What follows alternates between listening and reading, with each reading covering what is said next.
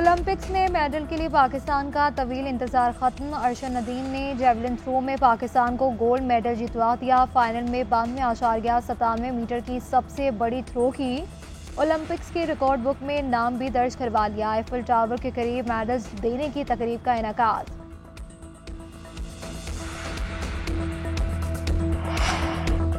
Arshad Nadeem record कामयाबी पर आबदीदा जीत को कौम की दुआओं का नतीजा करार दे दिया। गोल्ड मेडल कौम के नाम कहते हैं, 14 अगस्त गोल्ड मेडल के साथ मनाएंगे। मुझे क्रिकेट का बहुत शौक था, रनअप भी क्रिकेट वाला है। फुटबॉल बैडमिंटन भी खेल चुका हूँ। स्कूल लेवल पर एथलेटिक्स शुरू की, डिविजनल लेवल पर बेहतरीन खिलाड़ी भी बना। मुझे मेरी जिस्सामत की वजह से कोच ने जेवलिन थ्रो में आने का कहा। पाक भारत टाकरा जहाँ भी हो, सबकी दिलचस्पी होती है। जो मेहनत करता है अल्लाह ताला इसको फल जरूर देता है। वज़ीर आला पंजाब मरियम नवाज शरीफ का गोल्ड मेडलिस्ट अरशद नदीम के लिए 10 करोड़ रुपए इनाम का ऐलान। अरशद नदीम के नाम से मंसूब स्पोर्ट्स सिटी बनाने का भी ऐलान। मरियम नवाज ने कहा कि जश्न आज़ादी पर अरशद नदीम ने गोल्ड मेडल जीतकर कौम को तोहफा दिया। अरशद नदीम ने तमाम मुश्किलात का सामना करते हुए 40 साल बाद पाकिस्तान के लिए तलाई तमगा जीता। ओलंपिक्स में नया रिकॉर्ड बनाना अरशद नदीम की मेहनत, लगन और कौमी जज्बे का सबूत है।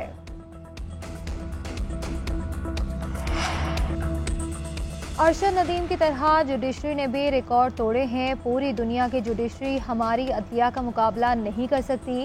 ये इदारा इतना काबिल है कि वो डैम बना सकता है, समोसे और टमाटर की कीमतें भी तय कर सकता है। अदलिया इंसाफ भी दिलाती है और महंगाई का मुकाबला भी कर सकती है। Chairman people's party Bilawal Bhutto Zardari का कौमी असम्बली में इजहार ख्याल, कहा कि ऐन वक्त पर फैसला करके इस जमात को फ़ायदा पहुंचाया गया। ऐसे फैसले दिए गए जिसे इनको टॉफ़ी दे दी गई। बिलावल भुट्टो ने बड़ी लंबी चौड़ी तकरीर की, शायद परेड ग्राउंड से कोई हिदायत आई होगी। ओपोजिशन लीडर का बिलावल भुट्टो की तकरीर पर जवाब, कहा कि मैं भी बहुत सी बातें करना चाहता हूँ मगर मस्जिद नबवी के इमाम ऐवान में मौजूद हैं। बैरिस्टर गौहर का सुप्रीम कोर्ट से फैसले पर अमल दरामद का मुतालबा, कहा कि चीफ जस्टिस बेशक अक़लियती फैसला देने वाले थे मगर ये सुप्रीम कोर्ट का फैसला है, सुप्रीम कोर्ट ही इस पर अमल दरामद करवाना चाहिए।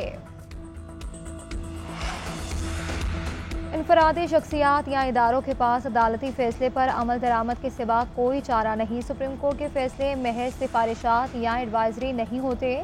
अमल दरामद हर सूरत यकीनी बनाना होगा।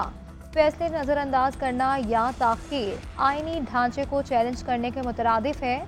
सुप्रीम कोर्ट का नेशनल बैंक के पेंशनर को अदम अदायगी पर तहरीरी हुक्म जारी। अदालत ने हुक्मनामे में कहा कि अदालती फैसलों पर अमल दरामद करना कर्टसी नहीं बल्कि आइन की मंशा है। फैसलों पर अमल दरामद अदालती निज़ाम पर अवामी एतमाद बरकरार रखना है।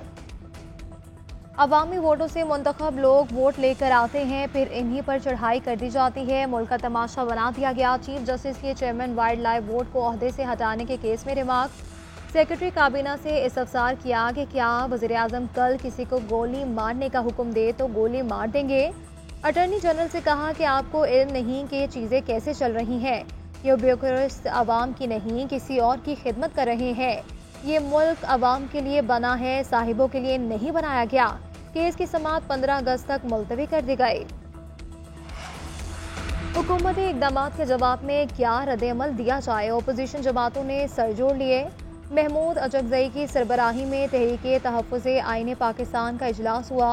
उमर अयूब, बैरिस्टर गौहर, शिबली फराज समेत दीगर रहनुमा मौजूद। मुल्क की सियासी सूरत हाल पर तबादला ख्याल। इजलास में आइंदा के लाहे अमल पर गौर।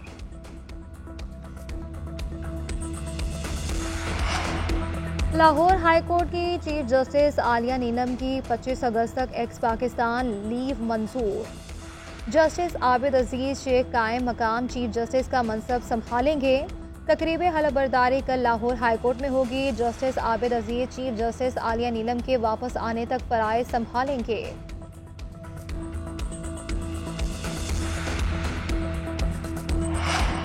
Army chief general Syed Asim Munir से मस्जिद नबवी के इमाम की मुलाकात हुई। आर्मी चीफ की जानिब से मस्जिद नबवी के इमाम का पुरतपाक खैर मकदम किया गया। मुलाकात में बाहमी दिलचस्पी के उमूर पर तबादला ख्याल। आर्मी चीफ ने कहा कि मस्जिद नबवी के इमाम का दौरा पाकिस्तान के अवाम के लिए बाइस फ़ख्र है। डॉक्टर सालेह बिन मोहम्मद अल बदीर ने पाकिस्तान को मुस्लिम दुनिया में अहम मकाम का हामिल करार दे दिया। कहा कि पाकिस्तान खिते में अमन और इस्तेहकाम के लिए अहम किरदार अदा कर रहा है। और वज़ीर-ए-आज़म शहबाज शरीफ का बांग्लादेश की अबूरी हुकूमत का खैर मकदम। डॉक्टर मोहम्मद यूनुस को ओहदा संभालने पर मुबारकबाद दी। एक्स पर पोस्ट किया कि डॉक्टर मोहम्मद यूनुस को चीफ एडवाइज़र का हलफ उठाने पर मुबारकबाद देता हूँ। बांग्लादेश को खुशहाल मुस्तकबिल की तरफ ले जाने के लिए इनकी कामयाबी के लिए दुआ गो हूँ।